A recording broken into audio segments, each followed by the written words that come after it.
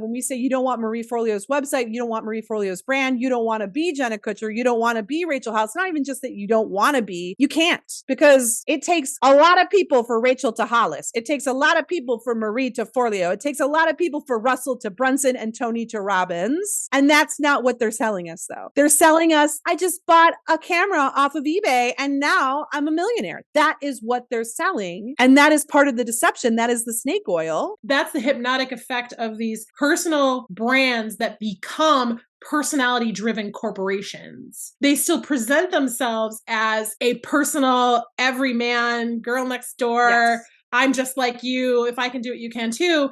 And you don't see what's going on behind the scenes. You don't see what's going on under the surface. You just see the figurehead showing up, being the face of the brand, when the brand now consists of 25 minions in a back room doing sweat room labor. Gary Vee shows up in his Gary Vee and he's got people filming him from every different angle. They go back, slice and dice all this stuff up, and they're the ones putting all this content up. They're the ones that are doing all of this work, and he just gets to go live his life. And that's how he can afford to be everywhere and be so pervasive. You are not Gary Vee. I say this all the time. You and I, we are not Gary Vee. We do not have those minions. We do not have those resources. And it's ridiculous of us to hold ourselves to the standard of, if we want to be successful, we have to do what Gary Vee does, because you can't. Gary Vee isn't Gary Vee. Welcome to Marketing Muckraking, the show that asks not simply what brand culture can do for us, but what it's doing to us. With your host, creative director, and brand strategist gone wild, Rachel K. Albers, making fun of business and making business fun. This is the show for rebels, revolutionaries, and renegades who run businesses that burn the rulebook. If you're sick of business podcasts that have all the answers, well, I got nothing but questions. Let's go. Episode 27, ClickFunnels to Hell, Fake It Till You Make It, and Moneyball. Welcome to part 3 of this 4-part series on the online business family tree, where we trace back how we arrived at this moment in internet marketing and online business, and who are the key leaders who brought us here. In this installment, we're time traveling from World War I and World War II all the way to today, where clickbait, ClickFunnels to Hell, and faking it till you make it have spread across the branches of this rotten business tree, poisoning the fruits that fall to everyone clamoring for their taste of success. We also talk about Moneyball, where leaders like Mark Joyner, Marie Forleo, and Jasmine Star, and so many more look for A players to join their teams, often asking them to, quote, audition with free projects and invest hours of unpaid labor just for a chance to work on a winning team. And speaking of teams, just a few days after we recorded this, another famous name, Brooke Castillo of the Life Coach School, abruptly ended contracts with many of her coaches, asking them to reply by emoji to confirm that they understood that they had been cut. In the days that followed, I received numerous messages from former Life Coach School employees, contractors, and coaches who shared about their experiences working in what they called, quote, a hellscape, and, quote, the most toxic culture I've ever witnessed. Other messages described the, quote, predatory and unethical marketing that they witnessed behind the scenes of what one former employee called, quote, a company 100% run like a cult. These sources asked to remain anonymous out of fear of retaliation from Castillo, who is known to be litigious. One person wrote that, quote, keeping people insecure and afraid is deliberately cultivated in that culture. The Life Coach School is also known for perpetuating an ethos that any harms an individual experiences, whether working with her or in the world, are evidence of their mindset and failure to think positively. In other words, if you speak up about harm in her organization, you will be told that it's in your head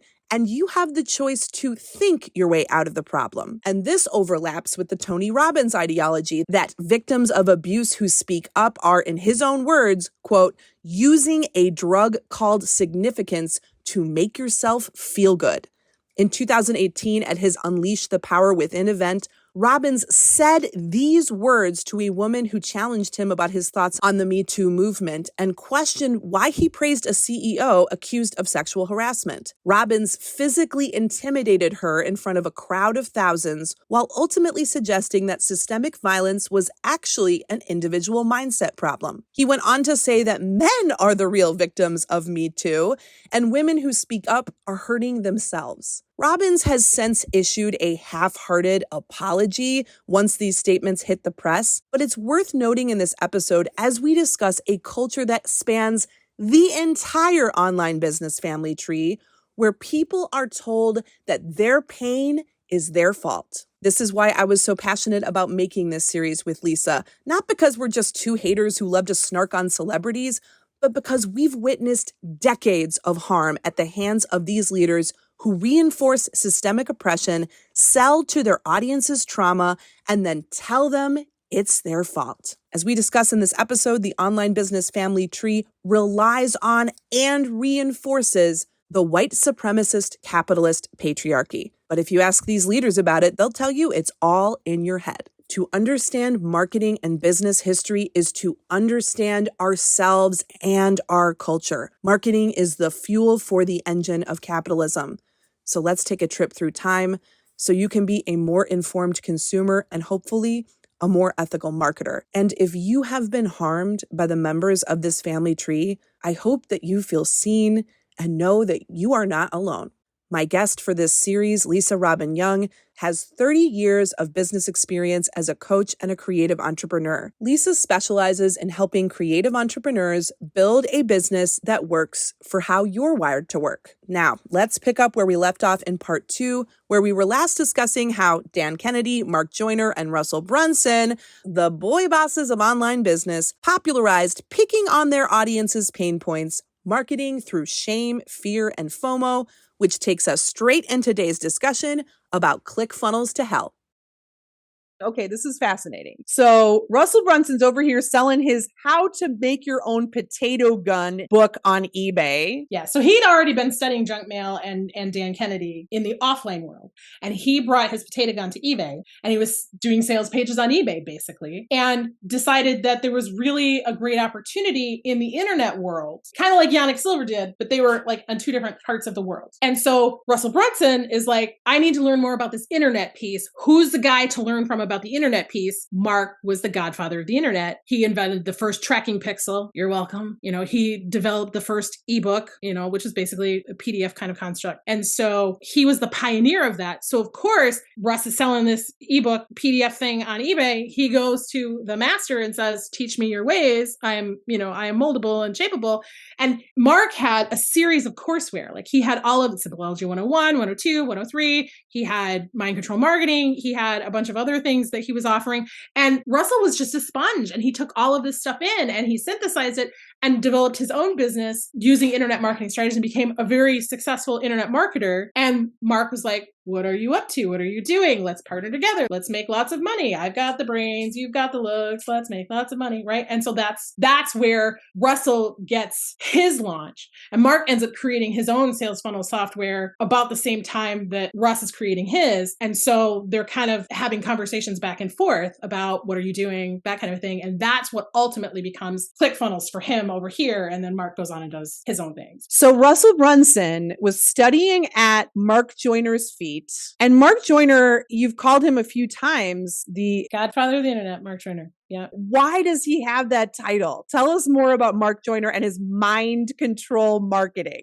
Well, okay, so he's more than mind control marketing. I want to be clear on that. But this is a guy who really kind of came of age at the early onset of the internet. And he's always been kind of a futurist. And I don't know if that came out of his military background or not. But while he was in military special forces, they did a lot of that mind control type manipulation to get prisoners to talk and all of that kind of stuff. And he came out of that and found his way into the land of the internet, right? He invented the first tracking pixel. He invented the first prototype of an ebook, kind of a construct. And when I came into his company and I worked with him for about 15 months, this is where I learned about Moneyball, right? We want A players. We want to pay them as little as possible. We'll pay them, but we want to pay them as little as possible. And we want the absolute best out of them. And that's a mindset that has trickled down through, if you look at the job descriptions that the Marie Forleos and the Joe Polishes and the Rachel Rogers of the world put out there, they're all talking about, we want A players. We'll pay commensurate with your experience in very small brackets. But in addition to mind control marketing and Simpleology, he had this other courseware, how to become a bestseller and how to become a world-class affiliate marketer. And these programs were basically about gaming the system. And this is how I actually got my very first YouTube video. Before I started working for Mark, I was a little bit of a disciple and kind of like learning at his feet, very much like Russell Brunson. Like I said, I'm going to tell him myself today. And he held this contest. Lisa, is that what you call him, Russ? Because you and Russ were just hanging out. I've never, like, Russell is just hard for me to say. And people that I know have called him Russ, and I've just never called him Russell. So that's really what it boils down to. It's hard for me to say too, Lisa, but for different reasons. I know. So Mark Joyner has a contest. Mark Joyner has this video contest to promote Simpleology, basically. And so he puts an email out to his list and says, hey, we want you to do a video and there will be prizes. And I don't even remember what the prizes were, but I was like, I am totally going to make a YouTube video. I don't know how I'm going to do it because I don't have a camera, but I'm going to make this shit happen. Was it the car? Were they selling the same car? Was the prize the same car that was making its way? No. I'm sure it was Simpleology courseware or something like that. What is Simpleology, by the way? Is that this course? Is that this ClickFunnels alternative? No. Simpleology, there was a book about how to make your life, how to be successful and make your life really simple. And there's several different aspects of Simpleology. So 101 is about prioritizing your day and how to get yourself organized. And he's got a whole online dashboard that helps you prioritize tasks and things like that, which I thought was really brilliant. My linear brain was like, I am all over this. This feels really good. And then he released other courseware along the same lines of, you go one day at a time, you make a commitment to the program, you go one day at a time, and you learn what you need to learn that day. And then about halfway through, you do a review. And so the courseware was actually instructionally designed very well. He came from a military background, so of course it was going to be designed really well. And then from that core audience of people, that he marketed on the idea of do more in, I think, a day than you've done all week or something like that, right? Like how to be really productive and efficient.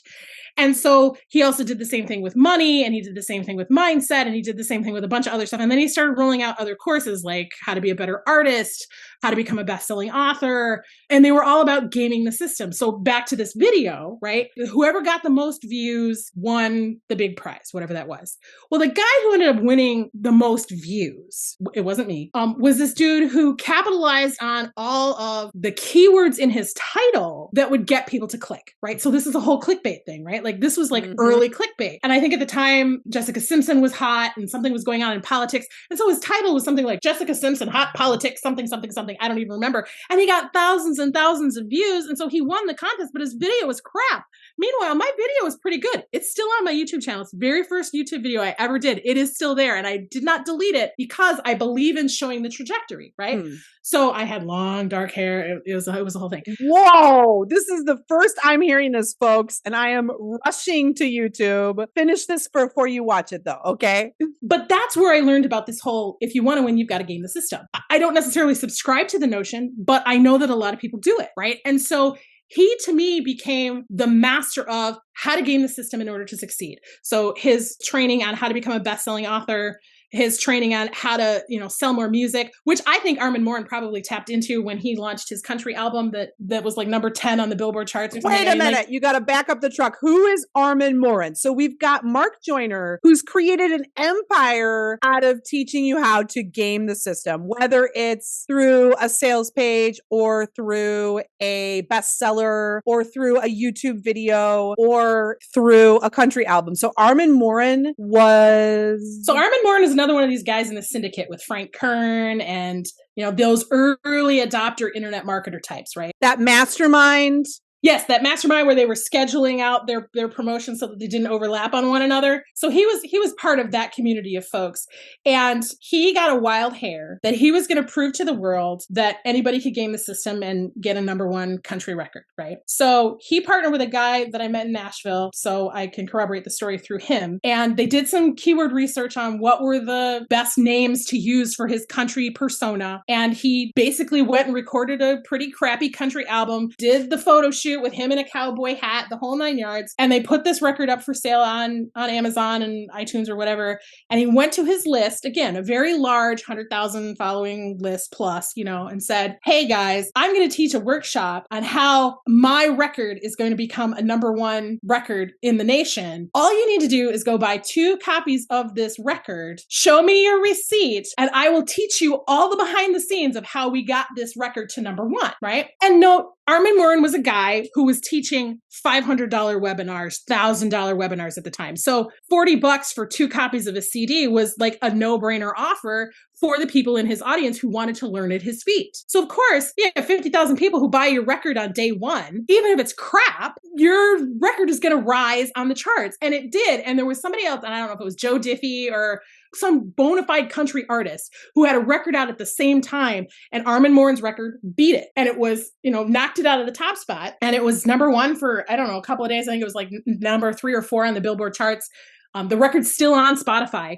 And I mean, it just blows my mind. Like, this is how you game the system if you want to be successful. Like, you capitalize on the audience that you have. You can sell anything if you've got an audience. And that's what bothers me about so many of the internet marketers turned author. You want to talk about Russ Brunson and his book or Brian Levesque's Ask book. They're basically glorified business cards, but they sell paper. And so publishers want them. And then people get caught up in, I'll buy the book, or they use the book selling strategy of just pay for the shipping and handling and you can have the book for free, which then also elevates the book sales, right? Like, they know the strategies to sell the stuff and game the system to become the celebrity of whatever they want to do. And they don't care how it happens because, we were talking about integrity earlier. Different people have different ideas about what's acceptable and ethical and okay. And because that's their definition, they're going to head and use those tactics. We got fake it till you make it. We've got, this returns to the idea that all of these people are just selling.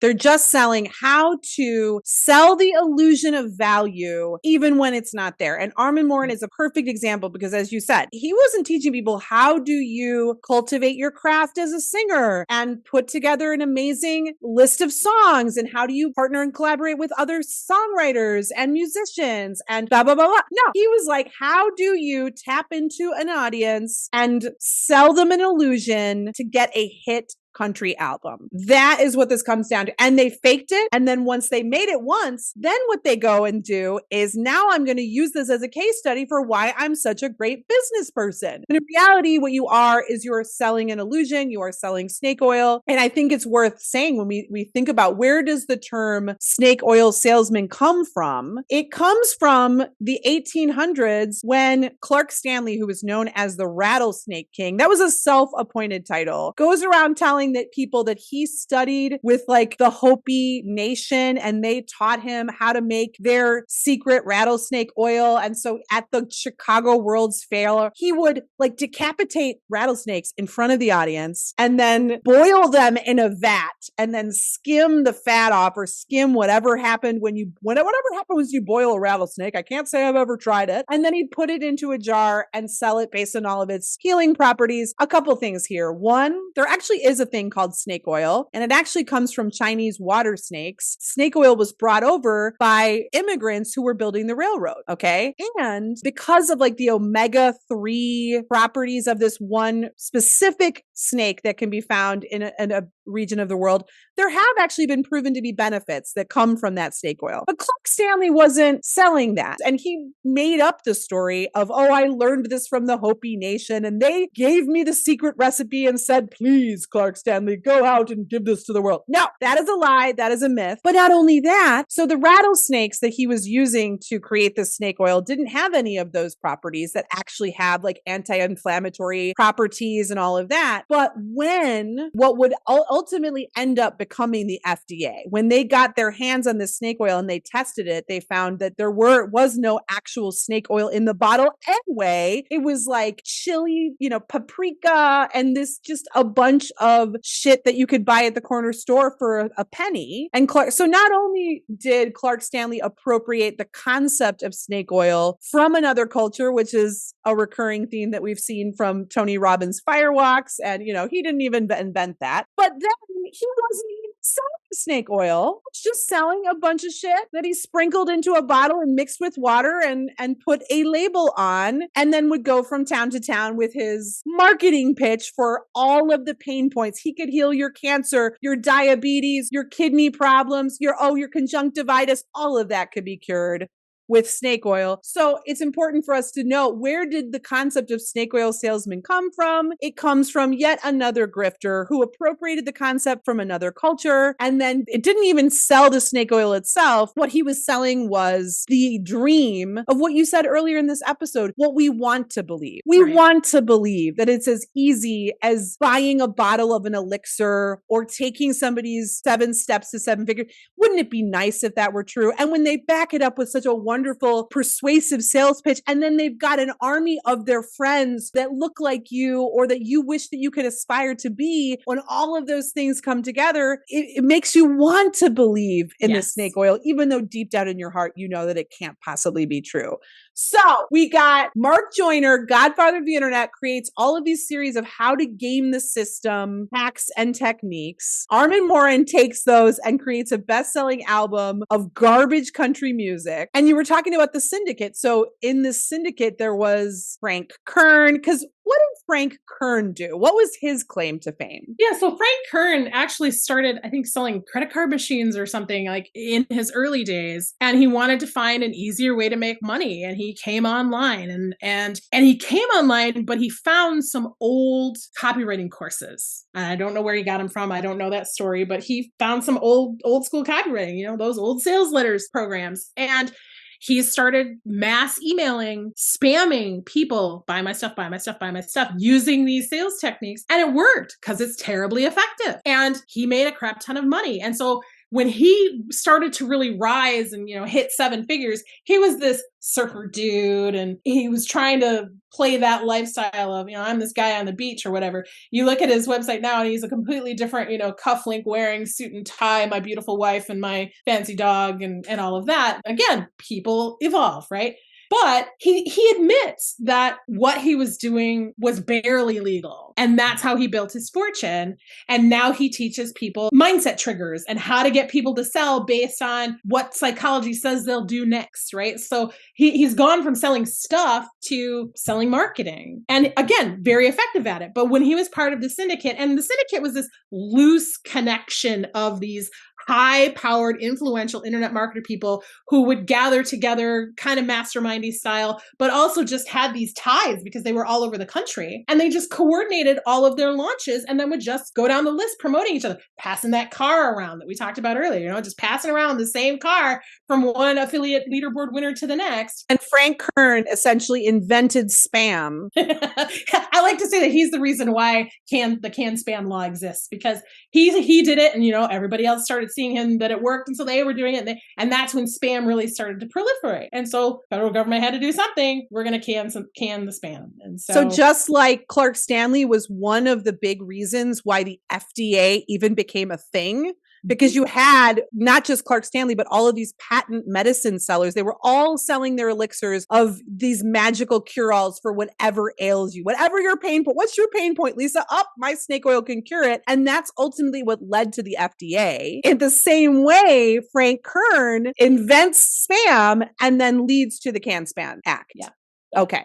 All right. So this is round and round we go. Where we stop, nobody knows. And because he elevates himself to this 7-figure status, all these people are like, what are you doing? How can I do this? And he goes to a Tony Robbins event. And, because that was the thing that people with influence did. You went to a Tony Robbins event. Like Marie Forleo used to go on and on about how she loved Tony, listened to all his tapes and really got inspired and all of that. And so the thing to do was to go to a Tony Robbins workshop, right? To go participate in that world. And somehow the two of them got to talking. Like Tony Robbins was paying attention to, here's this guy with all this money.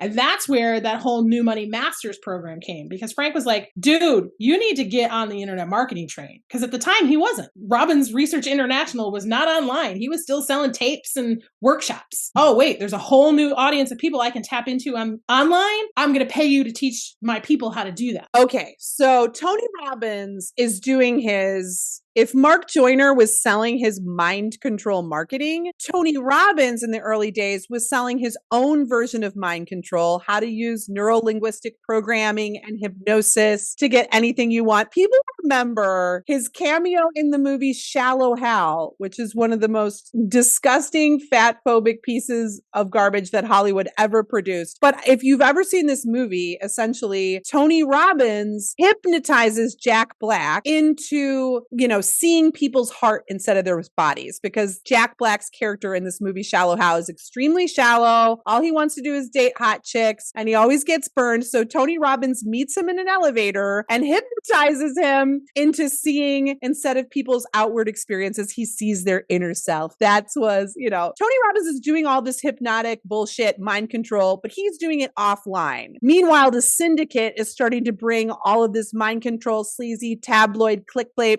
pain point, shame-based marketing onto the internet. This makes Frank Kern rich after he spammed his way to millions. Frank Kern shows up to a Tony Robbins event because this is kind of like a status symbol, and Tony Robbins pays attention to him because he's got wealth and influence that he's coming into the room with. And Frank's like, Tony, you know what you should do? Ruin the internet by getting on it. Is that right? Am I paraphrasing this correctly? Sounds about right. And I think, because Amy Porterfield came out of Tony Robbins' organization. So Amy Porterfield worked for Tony, and she did some of his marketing, and that was kind of where she was. She was like a low-level marketeer for the Robbins industrial complex. So, but what you're saying is Frank Kern comes and whispers into Tiny Tony's ear about a little thing called the World Wide Web, and Tony's like, aha, I found it, my way of taking over the world. And so he creates something called the New Money Masters. Is that right? Yeah. And I don't know all of the people who were involved in that, but I know that, he was known for his tape programs and his profiles of success and what makes a successful person. And so he figured, let's do the New Money Masters and talk about internet marketing so that I've got a way to dip my toe into this market and legitimize what I'm about in the online space by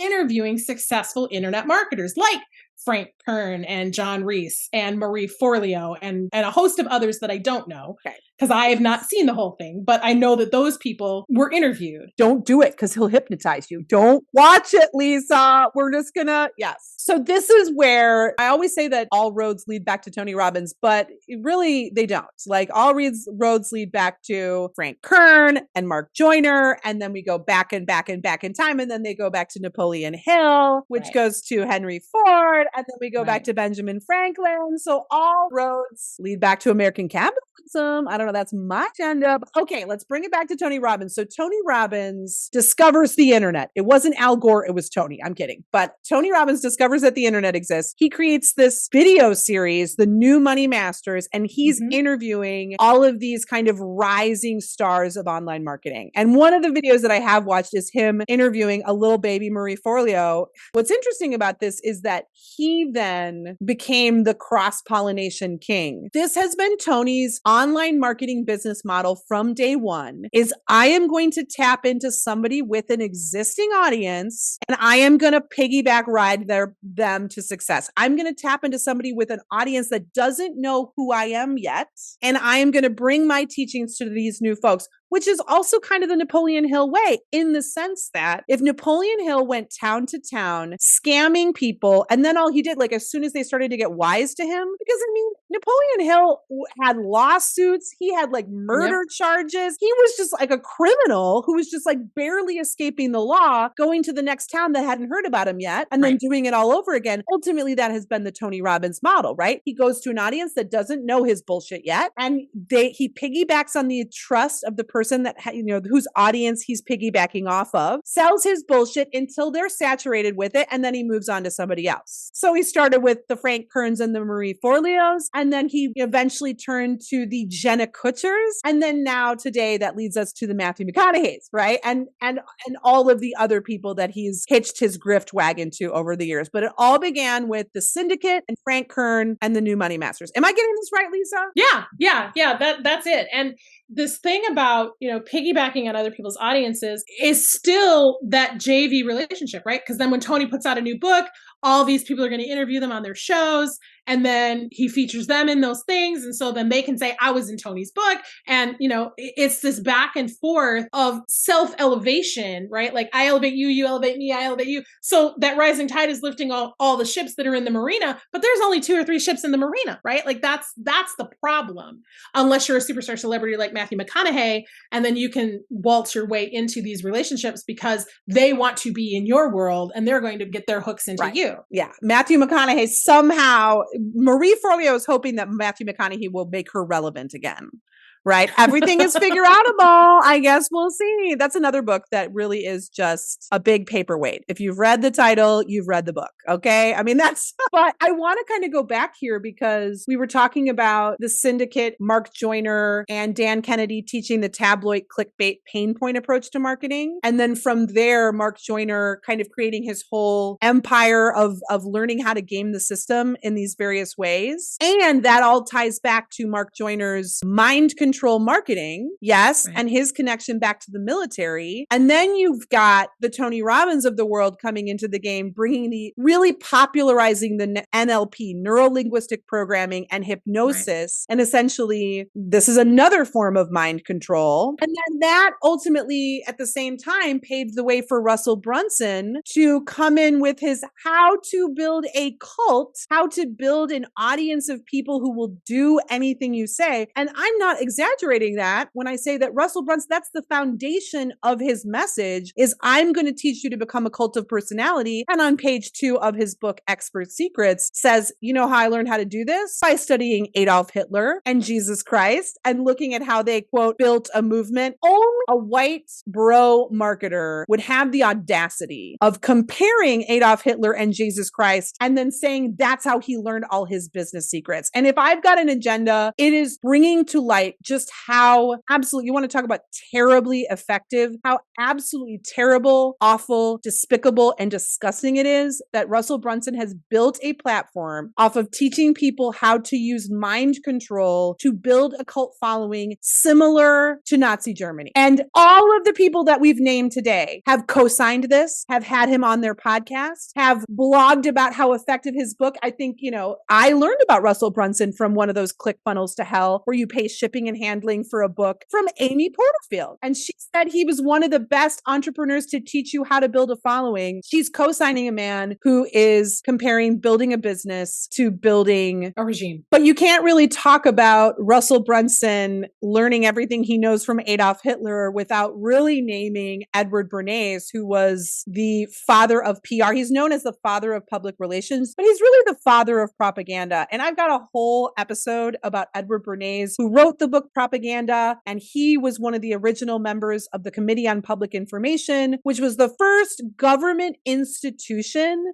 dedicated to state-run propaganda. And Edward Bernays was part of that Committee on Public Information. Goebbels, who was one of the higher-ups in the Nazi Party, studied American propaganda during World War I to create the strategy which would ultimately lead to the Nazi Party's takeover of Germany and beyond. And so when we talk about Russell Brunson and ClickFunnels and how Russell studied Hitler, well, actually, and Hitler's people studied Edward Bernays, who ran one of the first state-run propaganda efforts for Woodrow Wilson and the Committee of Public Information. So you want to talk about a tangled web, right? And you want to talk about how all of this weaves into presidents and our government. And again, it all goes back to American capitalism. So I'll put that little note in there. But if you want to know more, I have a whole deep dive episode on the history of propaganda. Check that out. It'll be in the show notes. And this is a piece that we haven't really pointed to, but one of our followers did on social was like, why are all the people in this picture white? Is that a thing? I'm like, yes, it very much is. Now, that's not to say, and we've said this earlier, that's not to say that patriarchy doesn't exist in heels. Patriarchy doesn't exist in brown skin. It does. It absolutely does. And 95% of the time, it's because they've learned these tactics from these white folks. And I mean, if we go back to the early masterminds, Ford, Edison, Firestone, racists, like very unequivocal about it. They were racist. They didn't want those kinds of people in their world. If Tesla had come and said, hey, can I join you? They'd have been like, get the fuck out of here. No, we don't want you here. Like, we don't care how smart you are. We're just going to capitalize and use your ideas and we're going to become rich, right? And that trickle down storyline to the next generation and the next generation and the next generation to the generation that we're at now. And I think it's important to point that out. We're not just calling out white people. And that's where a lot of this lies, because that's where it started. And it's rooted in systemic racism. It's rooted in problematic capitalism.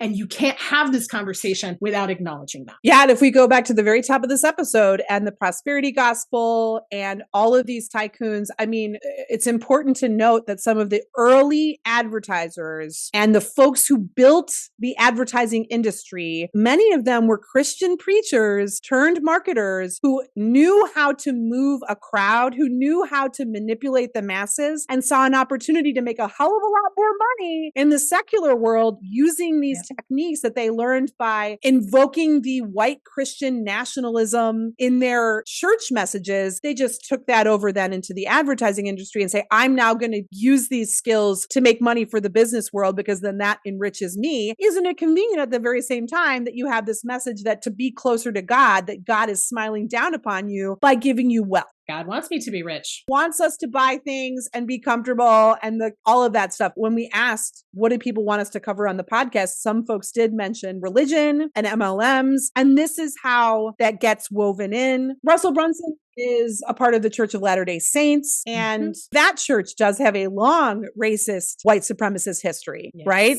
And continues to have that legacy. And so, yes, it is no coincidence that most of the business leaders that we've named today are white people and also tend to have a politics and a personal ethic that reinforces the white supremacist capitalist patriarchy. Let's just say it like that. Oh, man. So we've got tabloid clickbait pain point marketing, which goes hand in hand with learning how to game the system, which was all of Mark Joyner's Simpleology, which then all of these folks in the syndicate converge to cross-pollinate audiences. Tiny Tony gets his entryway into the internet marketing world at the same time that Russell Brunson is formulating his ClickFunnels software, which, as we know, was him essentially studying Adolf Hitler to learn how to sell to people. Cool story, bro. Love that journey for us. And so this kind of takes us to this 2023. I mean, we're getting up into the modern times, but let's talk a little bit more about this cross-pollinating of audiences, because that is ultimately what Tony Robbins has now done for like the last 15 years, right? Is he just finds a new up and coming influencer, creator, celebrity.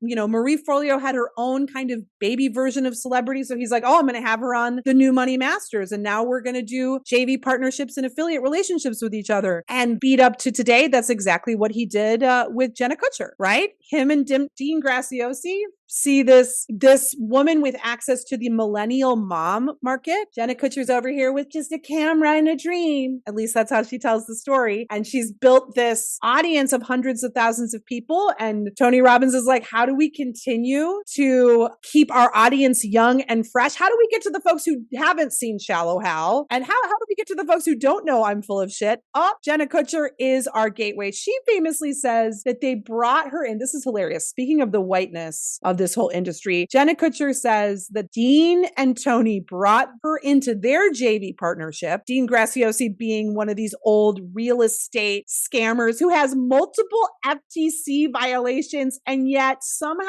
people continue to trust him to teach them about business. But Jenna Kutcher famously says that Tony and Dean brought her in to make their program at the time, the Knowledge Broker Blueprint, more inclusive. So they brought her in and started to get in front of the Jenna Kutcher audience. And then they've now been JV partners for the last few years. That's the whole capitalizing on the personal brand, right? The corporation as personal brand, a personal brand versus a personality driven brand.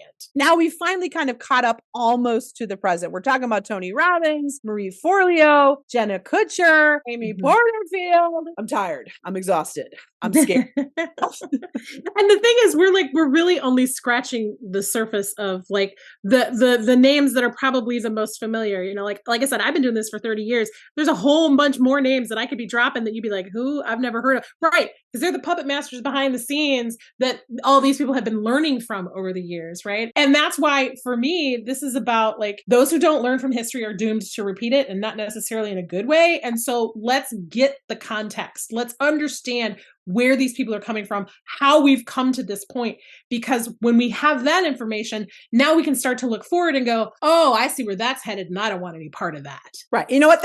My hair's come down now, Lisa. My hair's come down. We're really getting into the weeds here. But just to review, we've talked about going back to the myth of meritocracy and pull yourself up by your bootstraps, and then the masterminds and the perceived success simply because of proximity, which is what happened to Napoleon Hill. Then we've got the JV partnerships, which begat the affiliate model, which is ultimately leads us back to the fake it till you make it and selling marketing instead of selling business principles. Right. And how all of these folks are investing so much in a shiny top of funnel. How can I prevent you from asking for a refund? Or how can I shame you or dazzle you into trusting me, partially because everyone trusts me, or at least it looks like it on the surface. And then that parlays into the whole Glazer, Kennedy, Mark Joyner, mind control, tabloid, clickbait, pain point marketing, learn how to game the system. That was the next step from that. And we've got propaganda and NLP and hypnosis. All of this is, how do you trick people into trusting you when you have nothing to sell other than the image and the illusion of success, right? Mm-hmm. That's what this all is freaking boiling down to, right? Yeah.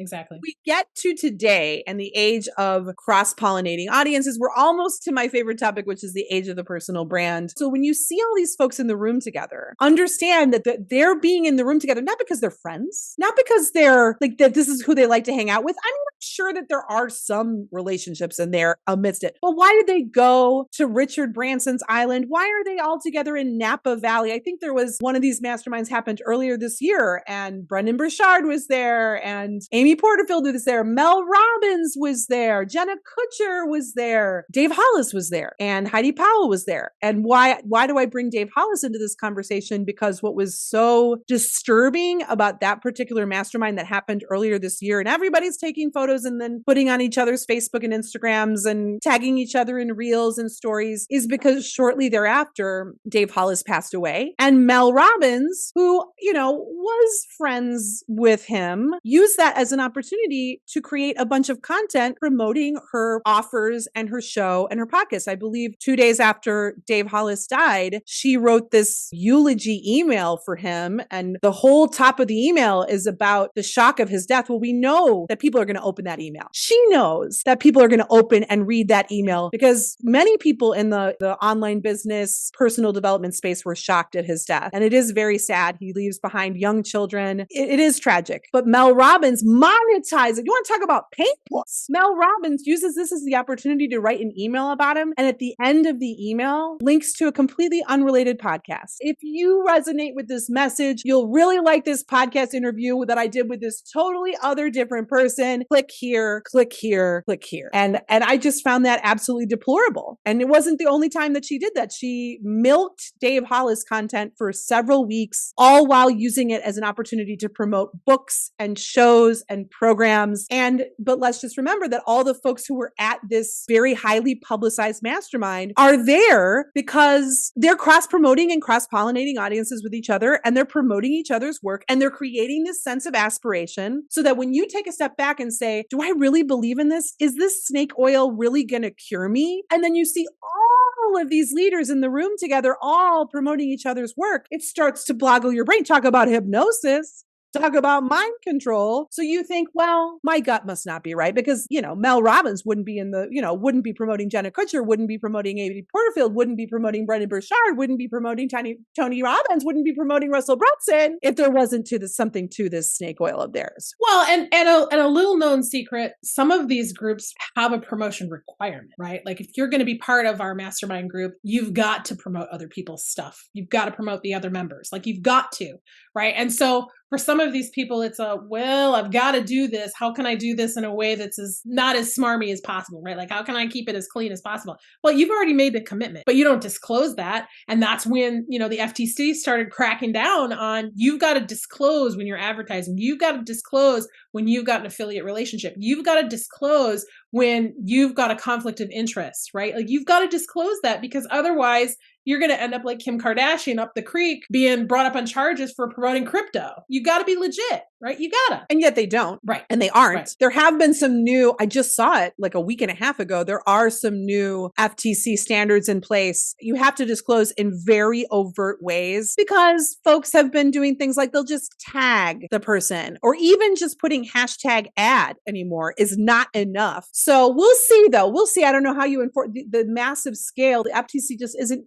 funded to the point they could possibly ever enforce that. So just like Frank Kern, just staying one step ahead of the curve before these spam laws come into place, they're going to make their fortunes not disclosing. They're going to sell these illegal methods down the creek to everybody else at a time where disclosure rules are going to make it so your average person doesn't have the opportunity to scam people. Lisa, I mean, but if I did it, you can too. I mean, like, that's the way, right? If I did it, then of course you can do it, because I'm just a regular Joe, right? And that's the hypnotic effect of these personal brands that become personality-driven corporations, because they still present themselves as a personal, everyman, girl next door. Yes.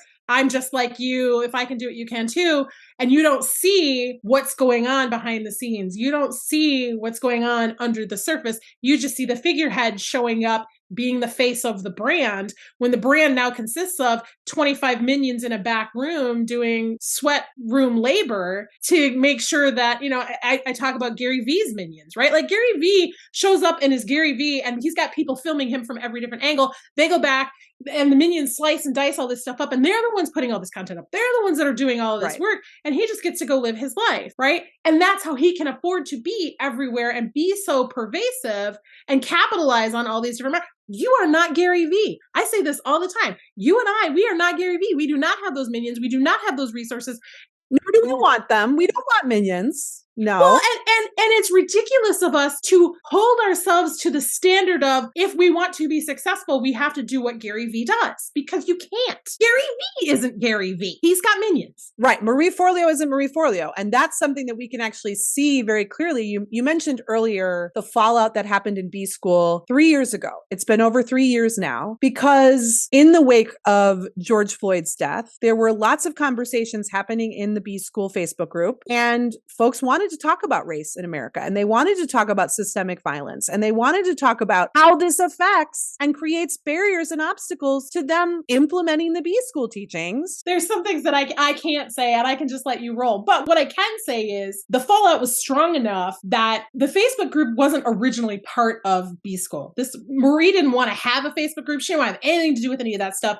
And one of the members of B School said, I want to create this. I will facilitate this. I will take care of it. Her name is Sally Hope. And at some point over the years, Marie said, well, if we're going to have this, it really needs to be under my umbrella. We need to manage it. Sally, I will, I think, compensate you for managing the community or whatever, administrating and facilitating and all that. But at some point, it gets rolled into B School. And as you pointed out, this whole, Black Lives Matter movement and let's not be political and all of the spiritual white women in this community going off about let's keep it positive and let's not have any toxicity. And the people of color in the community, that doesn't fly for us. Like, this is really impact. This is real for us. And you can't just gloss over it. And Marie's response was, let's shut off the comments. Let's just not talk about this. Let's turn our attention back to B School, because that's what this community is for. And that's what gave the segue for Rachel Rogers to have her diatribe. She was very upset, and she did this Facebook Live about this is some BS and, we need to do things differently. And she had just recently launched her own mastermind course program thing that I had stepped into, that she was planning on keeping very small and intimate, 300 people, like 300 of my closest friends. And when this video went up, she had just closed the doors, and people came out of the woodwork who were looking for a breath of, here's a woman of color speaking her mind and leading the way and being a different example. That's what they were looking for. No, let's be clear, that's not what they got. Rachel stood up and said we should all be millionaires, which is a very sexy, appealing title. Yes, we should. And I'm here for the people of color. I'm here for the marginalized.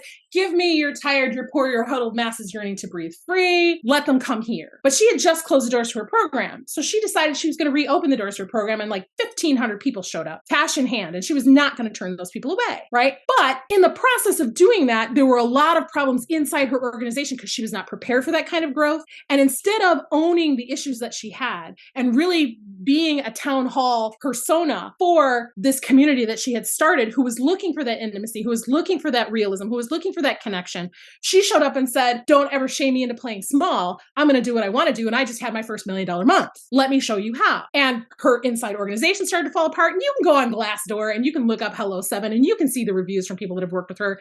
I'm not saying anything that's not public knowledge. And people who went in there with hope in their hearts of this is a different way, right? This is a person who's doing it differently, got the realization that she's not doing it any differently. She's just got darker skin. And that's a problem, right? And that's why I say that whole idea of we don't bring people down. We only lift their voices. We don't call out bad behavior. Like that does a disservice to all the people who showed up in that community to pay $500 a month. At that time, I don't even know what it is now, paid $500 a month to come learn at her feet when she was teaching the same tactics and strategies that these bro marketers were teaching. You know, when you ask, hey, your job description isn't clear, do I pay for this audition when I'm asking to hire somebody? Well, you know, we don't have a policy on that, but if you want A players. And I'm like, okay, but I want to know what your policy is on this. Like, what is your position as a business owner? That's why I'm asking it that way. I want to know if this is an integrity for me. Oh, well, you've got trust issues, so we're going to cancel your membership. Bye-bye now. Because they don't want to hear that the emperor has no clothes. Yeah. So what ended up happening was Marie Forleo's community was asking to talk about these race and systemic issues. Her team was shutting it down. They were shutting down comments. They were going offline. You know, it took Marie days and days to finally address people. At this point, she had already lost so much trust. And not just that, like you said, and I wasn't there. So all I heard is from people's experiences who were in the group, you had the kind of spiritual bypassing white ladies who were asserting dominance in the comments and causing harm. And Marie wasn't there and wasn't prepared and didn't have the team. But here's the other side of why I brought this up is because we were talking about Tony Robbins isn't Tony Robbins. If you've ever watched I'm Not Your Guru, it's a Netflix special about the mechanics of how he runs his super sized events where you'll walk away dizzy and feel like your life has been changed. Well, it takes hundreds of people for Tony Robbins to change your life, right? And you saw that in that docuseries. So Tony Robbins isn't Tony Robbins. Marie Forleo isn't just Marie Forleo. Rachel Rodgers isn't just Rachel Rodgers, as you said. And one of the reasons that the B School community fell apart and that Marie Forleo didn't have capacity to fully support her members in that moment was that behind the scenes, her team was falling apart. Because what we saw on the surface of Marie's failure to act, failure to step up and truly support all the members of her community, well, that was happening on the back end of her business as well. So there was essentially an exodus. She lost over half of her team during that time because of the toxic work environment. And why do I bring this up? Simply because you can see it on the front end now. You can actually see the change in the quality of her creative.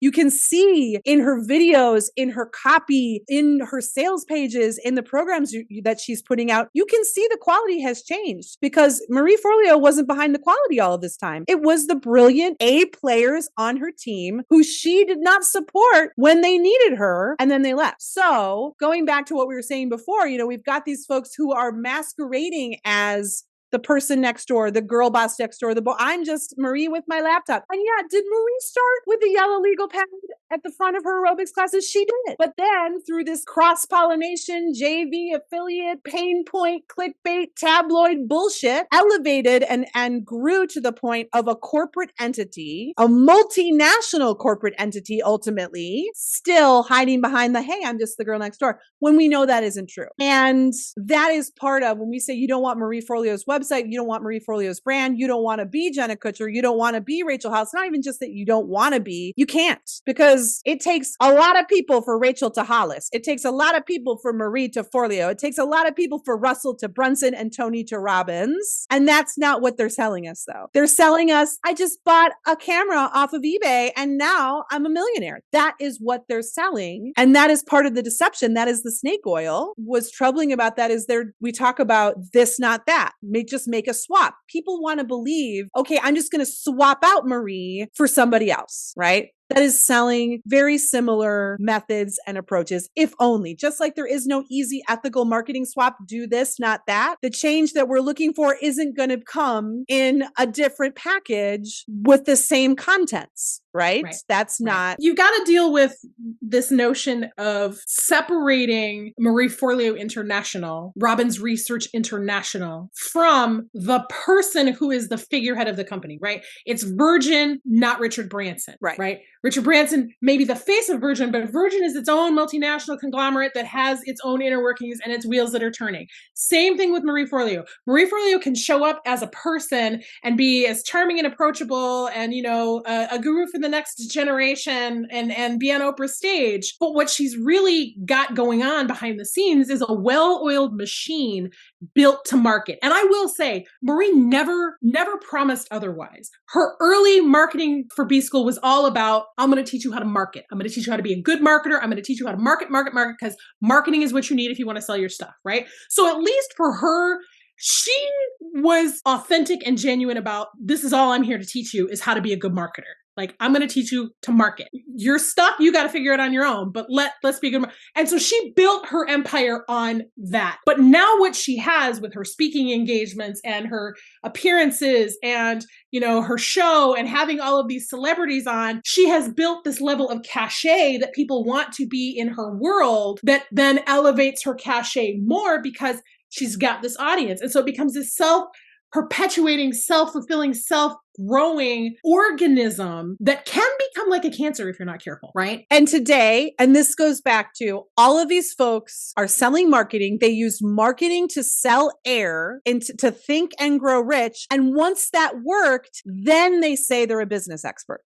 Because today, if I go to Marie Forleo's B School sales page, it says B School is the gold standard online training experience for entrepreneurs and values-driven creatives who want to build a meaningful and profitable business. We've helped over 80,000 entrepreneurs across 650 plus industries in 171 countries. There's that multinational piece, and territories build their dream businesses and create lasting financial freedom. We'd be honored to help you too. I'm sure you would be honored, Marie, because I'm sure you're actually hurting right now. I got to tell you, I don't believe the era of B School is over, and we'll see how long she flails. Well, that's why she's offering it again this summer, right? Like, I didn't hit my sales goals in the spring, and I'm going to do it again later so that I can get more enrollments. And then I think she's still got her copywriting program with Laura, I think. I'm not sure.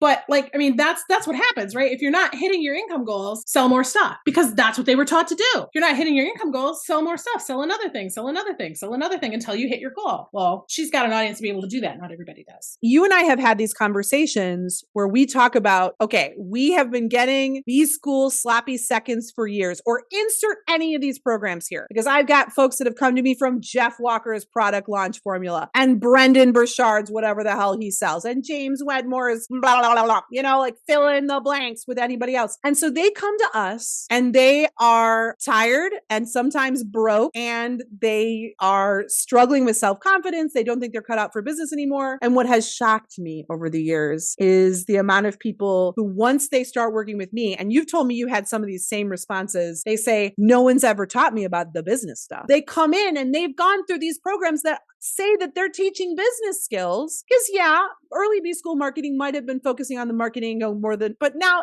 it hasn't, right? All these folks are selling marketing, but they're not selling the foundations of how to actually build a business. They're creating the marketing campaigns, hoping that they work so that then a business suddenly happens. And in a lot of these folks' cases, that's what happened for them. Jenna Kutcher with her camera starts selling online programs. Suddenly now she understands how to build how to build businesses. No, she knows how to market, and has the illusion of knowing how to build businesses. Well, she's hired a business manager, right? Like she's got a minion now who actually understands business on her behalf that she can turn to. This is that old Henry Ford trope, right? Henry Ford was in court for something and he was like, why are you asking me these questions? In my office, I just have a button I push and the guy who knows that stuff comes and tells me stuff. I don't bother myself with knowing these things. I've got minions for that. He doesn't say minions, but that's the whole trope, right? So that is the story of capitalism, and that is the story of the United States of America. How did the Henry Fords of the world create their wealth? On the backs of their exploited workers. Henry Ford had an idea, sure, and then he executed it at the expense of his poor, huddled, desperate workers who were just trying to survive. The United States of America, the entire wealth of this nation was built by stolen labor, built on stolen land, built through slavery and genocide and colonization. And then the founding fathers who did all of this can take the credit for building the greatest nation in the country. And the Marie Forleos of the world, the Tony Robbins of the world, the Jenna Kutchers of the world, fill in the blank, Amy Porterfield, Jasmine Starr's one, who I've got lots of examples of her promoting the idea that you get an A player by having them do a bunch of unpaid labor for you first just to vet them, and then you pay them $9 an hour, right? Right. So all of these folks, to become a Marie Forleo, you've got to have a bunch of smart people behind you who you're paying less than they're worth and treating like shit to make you the megastar that you are. So if you come to me and you say, I want to build like a business like Marie Forleo or like fill in the blank, Jenna Kutcher, Rachel Hollis, Amy Porterfield, James Wedmore, Russell Brunson, Lewis Howes, keep going on and on, Tiny Tony Robbins. What you're saying is, I want to exploit people and look like I'm helping them. Yeah. And that's the biggest problem. And it doesn't have to be, right? Like that's the thing to me. It's like, if you're bringing in millions of dollars or billions of dollars, as we're looking to the rocket launching billionaires of the world, we don't need more rockets into space. We need people striving for enoughness. We need people to have living wages. We need people to get paid, not what the market will bear for the labor they're providing, but being compensated for the value they bring to the table that allows the company to be as exceptional as it is, right?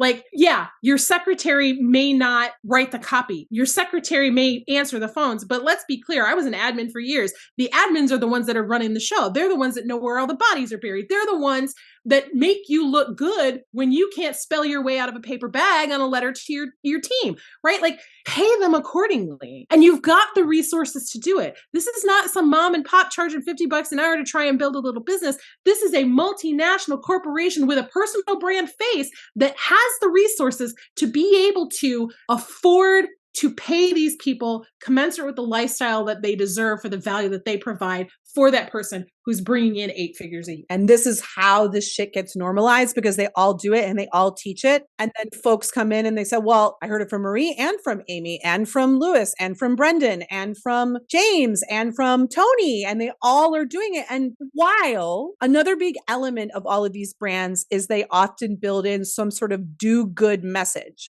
For years, at the bottom of Marie Forleo's website, she had a picture of children in poverty with, when you buy from Marie, you're giving back. And she would have a list on her website of all of the organizations that she donated to and everything, which I'm not saying that you shouldn't do that, but she was leveraging the illusion. You know what? I remember there was this B school protege back in the day who created a business that was all about weaving philanthropy into your business model. And the tagline was, doing good is good for business. And the whole argument there was that if you weave philanthropy into your business model, people will spend more with you. And that's true, right? That's why all of these companies are greenwashing and rainbow washing and pink washing, because we know that consumers will spend more money with a company they perceive to be doing some sort of social impact work, right? Right. Right. So I find it very troubling to lead with, you should do good because it'll make you more money. No, you should do good because those are your values, right? Not because it's going to make you more money. And in fact, if it does make you more money, why don't you take that more money and put it back towards doing good? We know that that's what they say, that everybody says, when I get rich and famous, when I get to be a billionaire, when I'm a multimillionaire, I'm going to, and then what happens, right? And we go back to right back to the early 20th century. Those Rockefellers and Carnegies, they created their own philanthropy institutions because they had this very paternalistic view that, well, we could pay our workers more. If we do that, they're just going to spend it on stupid shit. We're going to, in lieu of giving our workers better working conditions, in lieu of raising the minimum wage, we're going to create foundations and institutions where, again, the benefits are going to trickle back to them somehow. But if we were just to pay our workers better and give them better benefits, well, they would do stupid shit with that, because that also connects to Bernays, and his idea of propaganda was the masses don't know what's good for them. We need to tell them who to vote for. We need to tell them what they want. We need to tell them what they need. And this is the ethos and the psyche of these leaders who are saying, go to the Philippines and get a VA for $5 an hour because it's still more than they would make in their country. And ultimately, we'll create some sort of social impact campaign where we'll donate to an organization instead of paying them $50 an hour. Why don't you pay them the same rate of folks in the USA? Well, and the other piece to this, to piggyback on that Carnegie thing, Carnegie and Rockefeller were in this head-to-head matchup of who could do the most good. Like, how far could you spread your name in the name of doing good? Oh, you built a library, I'm going to build a bigger one. Oh, you built a foundation, I'm going to build a bigger one. I'm going to build an art gallery, I'll build a bigger one. Back and forth, and put my name all over everything so that people know where that money came from. So it was still about building the brand, elevating them, not really about doing real good for the sake of doing good, right? If there's a benefit to be had, it can be monetized. This concludes part 3 of the online business family tree. In part 4, we discuss, where do we go from here? We've made it to the hope portion of the show, people, and after this episode, I'm sure that you are as ready for that as I am. See you in part 4. If you want more marketing muckraking and brand strategy gone wild, I invite you to subscribe to this show, and if you enjoyed it, leave me a review. That really helps me out. If you hated it, please send it to your enemies. They sound like good people. You can go to rachelkalbers.com/subscribe to get these updates in your inbox. And because this show is self-sponsored, if you wanted to support my work, you can go to buymearobe.com. That's where the magic happens. In the meantime, remember, it's not the age of the niche, it's the age of the wildcard bitch. See you on the internet.